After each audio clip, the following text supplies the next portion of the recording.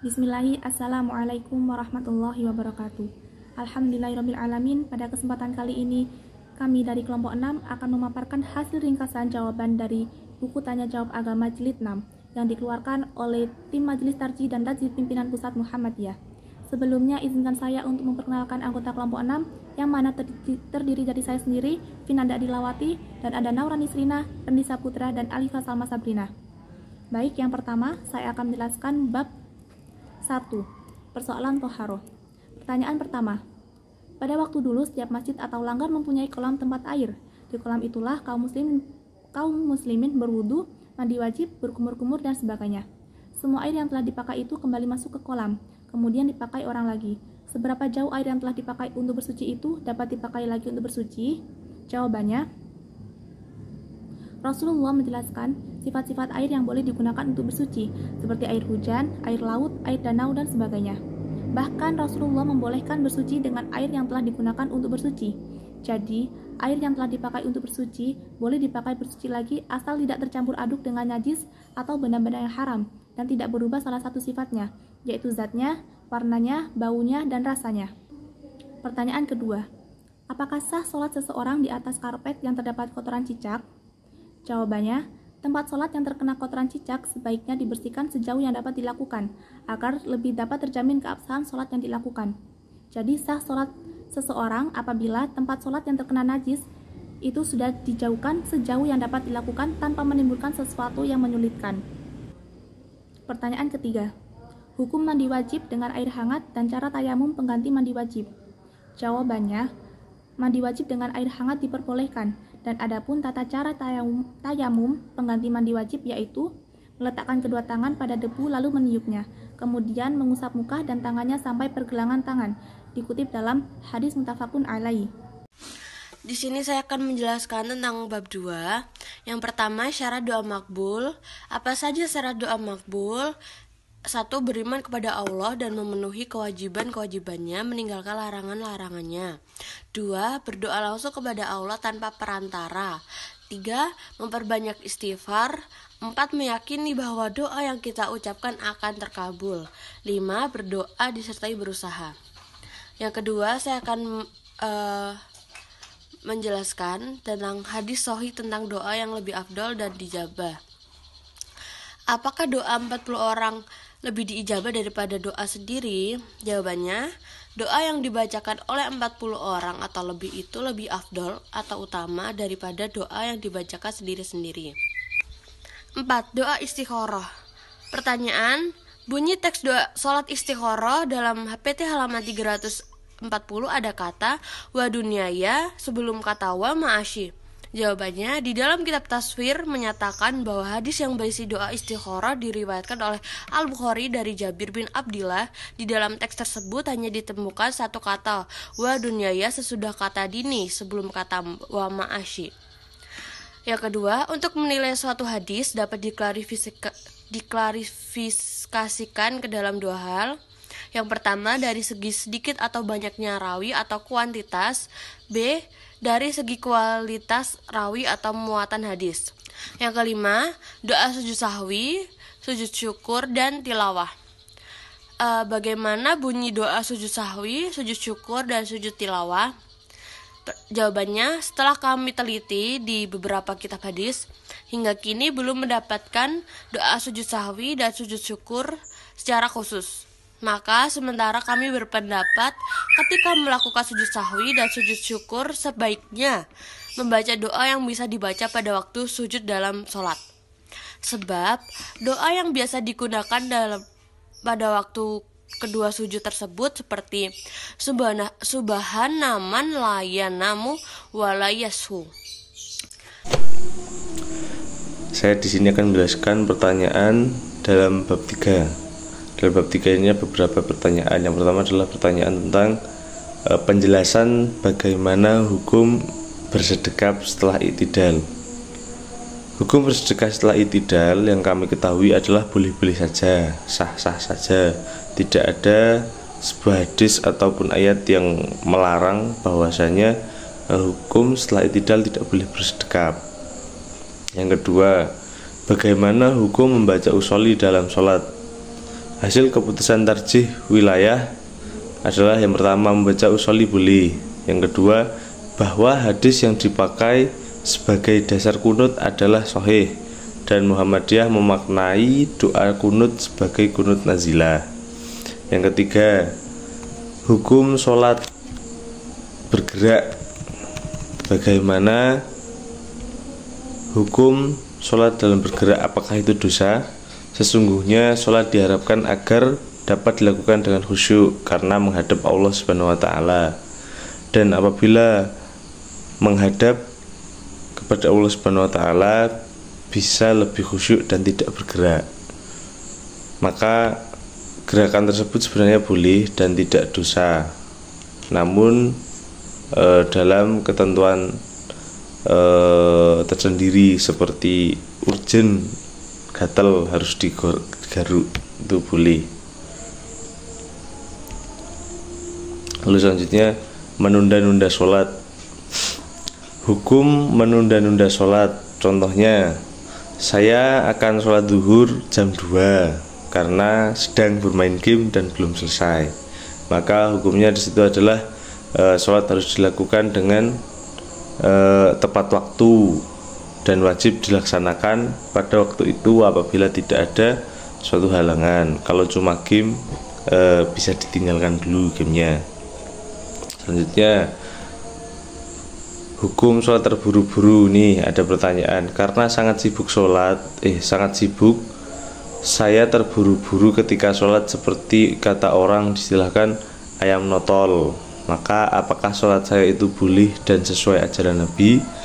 Jawabannya adalah sholat harus dilakukan dengan tenang karena dalam sholat terdapat rukuk, sujud, berdiri, dan duduk, dan wajib dilakukan dengan tumakninah. Maka secara itu sholat yang sudah ditanyakan jelas bukan ajaran Nabi.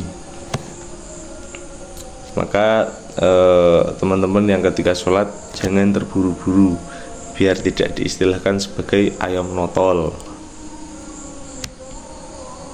Bagaimana hukum melewati orang yang sedang sholat?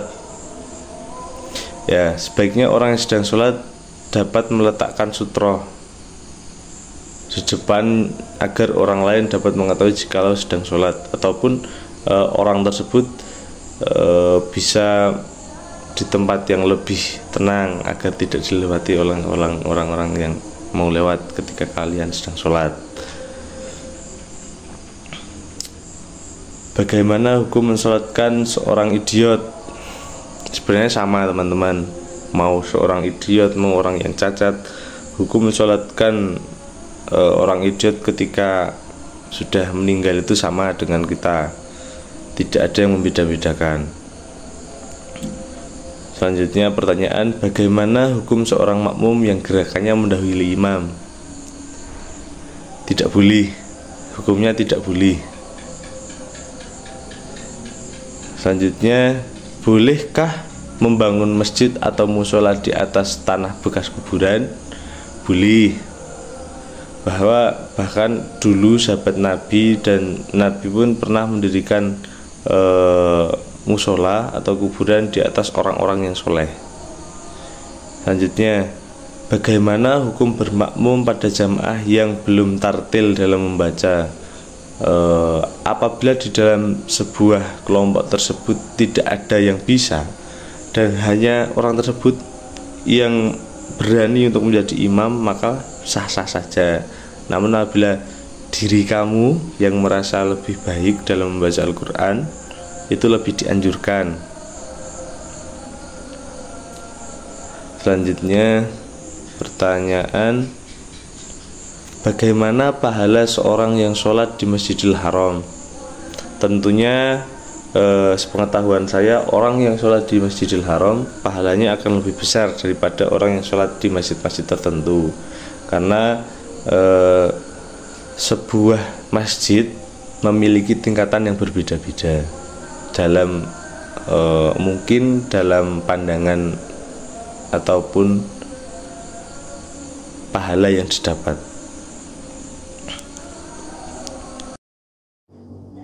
Selanjutnya yaitu bab 4 tentang sholat tarawih, id, dan sholat Jumat. Pertanyaan pertama, bagaimana kualitas hadis sholat tarawih 8 rakaat? Jawabannya, kualitas hadisnya adalah kuat, tidak ada dalam sanadnya perawi yang lemah. Pertanyaan kedua tentang sholat iftitah. Pertama, apakah sholat iftitah tarawih ada petunjuk dari Rasulullah SAW dan bagaimana dalilnya? Jawabannya, ada.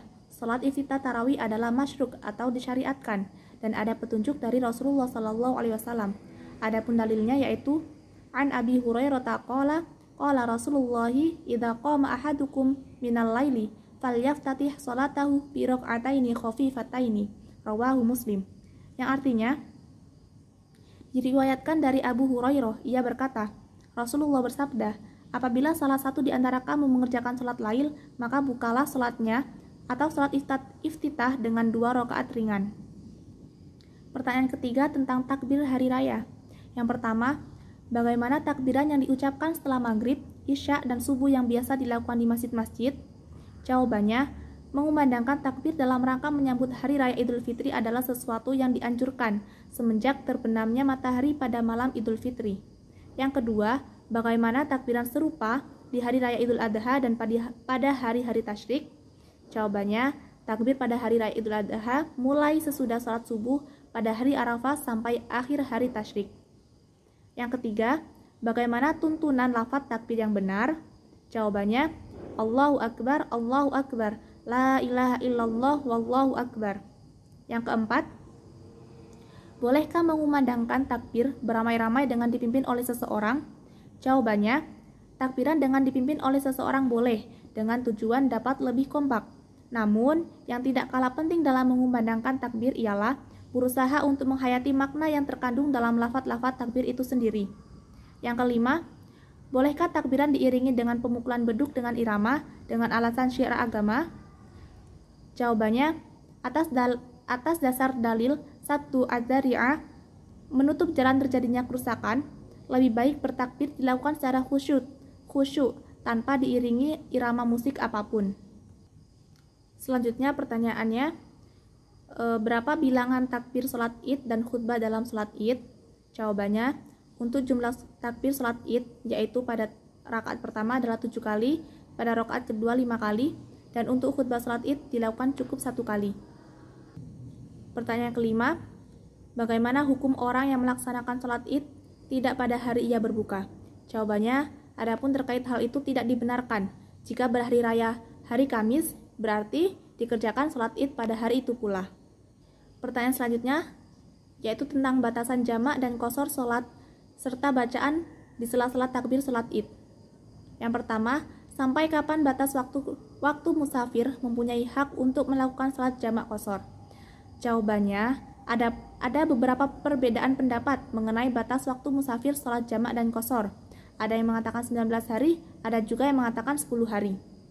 Yang kedua, bolehkah seseorang menjamak atau mengqashar sholat apabila dia sedang mengikuti sidang atau kegiatan yang sangat penting dan tidak bisa ditunda?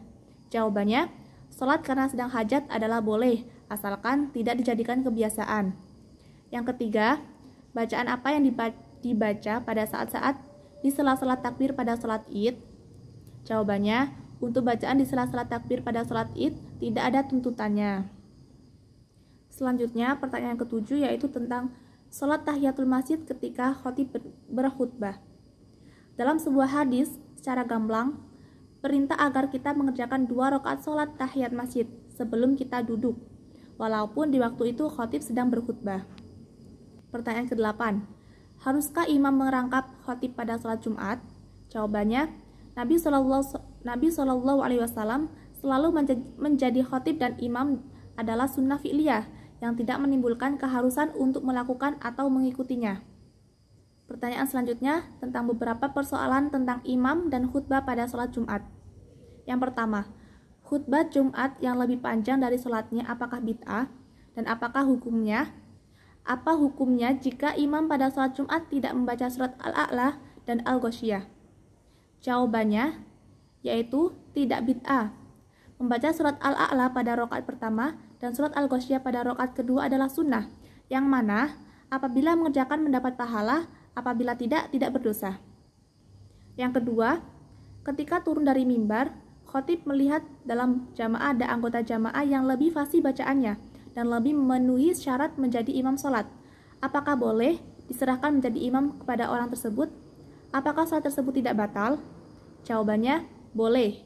Maka menyerahkan kepada orang yang lebih fasih bacaannya adalah lebih afdol.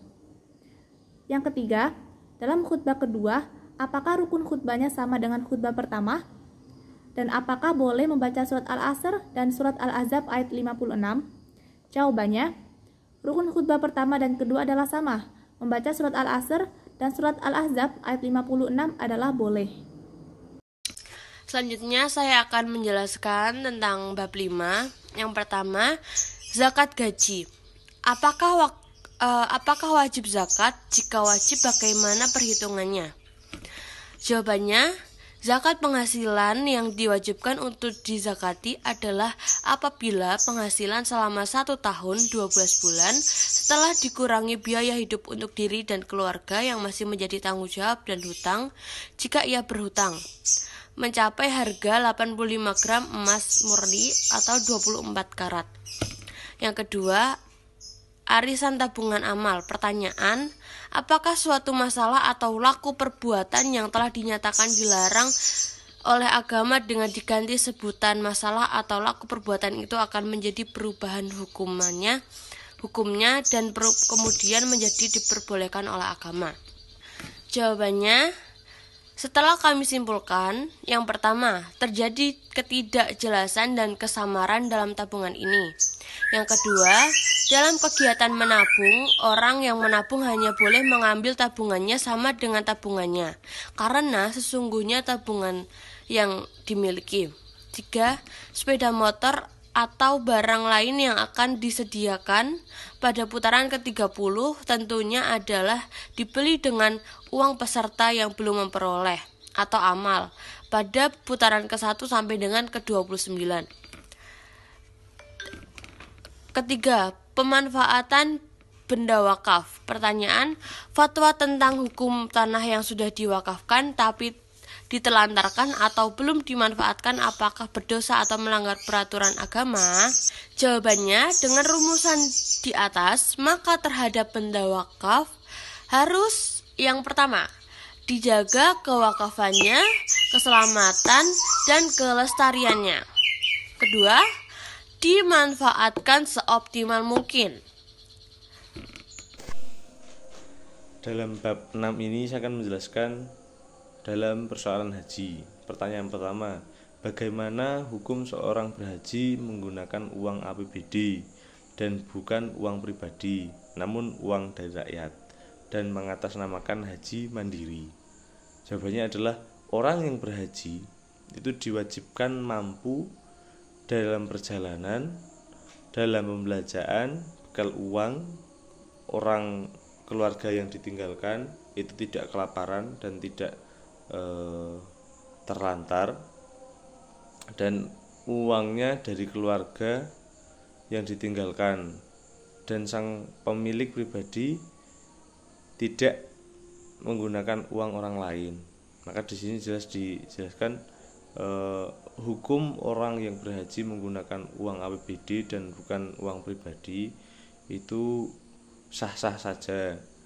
Namun ada beberapa hal yang ditinggalkan dan itu tidak sesuai dengan kewajiban sebelum haji, yaitu orang tua, keluarga tidak boleh terlantar, kita dalam perjalanan aman, tentunya bekalnya cukup, dan lebih baik lagi kalau itu uangnya mandiri. Pertanyaan selanjutnya, siapa yang wajib membayar dam? Yang wajib membayar dam adalah jamaah haji yang melakukan haji tamattu. Jadi orang yang melakukan haji tamattu itu adalah orang yang wajib membayar dam. Selanjutnya, apakah orang yang melepaskan pakaian ihram karena kloter pemberangkatan yang tadinya jam 8 diundur jam 9 akan terkena dam? Jawabannya adalah tidak wajib membayar dam apabila yang dilepas hanya bagian atas saja. Jadi yang dilepas bagian atas kain ikhramnya tidak sampai bawah itu tidak wajib. Namun kalau yang dilepas semuanya bisa membayar dam. Selanjutnya, apakah orang yang sudah diikrarkan untuk berhaji, apakah uang yang sudah diikrarkan untuk digunakan berhaji namun malah diselewengkan uangnya untuk membangun rumah, belanja dan lain-lain, bagaimana hukumnya? Jadi di dalam Islam haji itu adalah rukun yang kelima, maka dari itu haji dapat dilaksanakan bagi orang-orang yang sudah memiliki rezeki lebih dan menjamin semua keperluannya maupun keluarganya, dan itu sebaliknya juga seperti itu. Sini saya akan menjelaskan bab 7. Yang pertama adalah apa dasar bacaan Yasin untuk orang meninggal dunia? Jawabannya adalah bacaan Yasin pada orang yang hampir mati itu tiada ada alasan yang sahih. Yang kedua yaitu Isra Mi'raj. Yang pertama, apakah memperingati Isra Mi'raj termasuk bid'ah walaupun dikemas dalam bentuk pengajian? Kegiatan ini termasuk umuru ghairu ta'abbudi, bukan ibadah yang langsung ditunjukkan kepada Allah, karena itu boleh dilakukan jika kegiatan itu menambah syiar agama Islam dan tidak bertentangan dengan prinsip-prinsip agama Islam. Yang kedua, apakah mengadakan kegiatan atau membaca Yasin bersama-sama tiap malam Jumat dibolehkan? Jawabannya, membaca surat Yasin bersama-sama pada malam Jumat bukan sunnah Rasulullah SAW dan tidak ditemukan nas-nas yang sahih dan makbul yang dapat dijadikan dasar untuk menetapkan hukumnya. Yang ketiga, bolehkah membaca tahlilan di rumah seseorang yang terkena musibah? Jawabannya, perbedaan antara berdoa dengan menghadiahkan pahala lewat doa. Menghadiahkan pahala lewat doa tidak ada tuntunannya. Yang keempat, apa Muhammadiyah dan tahlilan? Jika yang dimaksud tahlil adalah la ilaha illallah, Muhammadiyah tidak melarang, bahkan menganjurkan untuk memperbanyak membacanya. Yang dilarang menurut Muhammadiyah adalah upacaranya yang dikaitkan dengan 7 hari kematian atau 40 hari atau 100 hari dan sebagainya. Yang kelima ada sholawat dan kitab berzanji. Apa pandangan Muhammadiyah terhadap bacaan sholawat Nabi dan bentuk sholawat-sholawat yang lain dan kitab berzanji? Jawabannya, menurut pandangan Muhammadiyah, sholawat itu berarti doa, memberi berkah dan ibadah. Sholawat dibagi menjadi 2, yaitu khusus dan umum. Pada zaman akhir-akhir ini, muncul beberapa penulis yang menyusun sholawat-sholawat kepada Nabi. Ada yang sesuai hadis, ada yang hasil susunannya sendiri, ada yang berlebihan, bahkan ada yang menyimpang. Salah satu contohnya yaitu kitab berzanji. Kapan sebaiknya kita membaca sholawat Nabi? Yaitu sesudah adzan, ketika masuk masjid, sesudah membaca tasyahud, di dalam tasyahud akhir, di dalam sholat jenazah, di permulaan doa, dan di akhir atau penutup doa, ketika hendak memulai suatu urusan penting, di akhir kunut, di malam Jumat, di dalam khutbah, sesudah bertalbiyah, ketika berziarah ke kubur Nabi, ketika telinga mendenging, tiap-tiap mengadakan majelis, ketika kesusahan dan kegundahan, tiap-tiap waktu pagi dan petang, waktu berjumpa dengan sahabat dan handai taulan, ketika orang yang menyebut nama Rasulullah SAW. Yang ketiga, adakah pahala yang kita peroleh dari membaca kitab berzanji? Tidak ada, karena termasuk perbuatan bid'ah. Yang keenam, apa hukum mengagumi dan mengikuti kiai karismatik yang sekarang menjadi kiai sekuler? Jawabannya, boleh mengikuti siapa saja termasuk kiai karismatik selama berpegang teguh pada Al-Quran dan As-Sunnah. Yang ketujuh, apakah ada thariqat? Thariqat tidak ada pada zaman Rasulullah SAW. Yang kedelapan, apa fanatik terhadap mazhab atau ormas? Jawabannya, fanatik pada suatu mazhab atau ormas itu tidak diajarkan oleh Al-Quran dan As-Sunnah.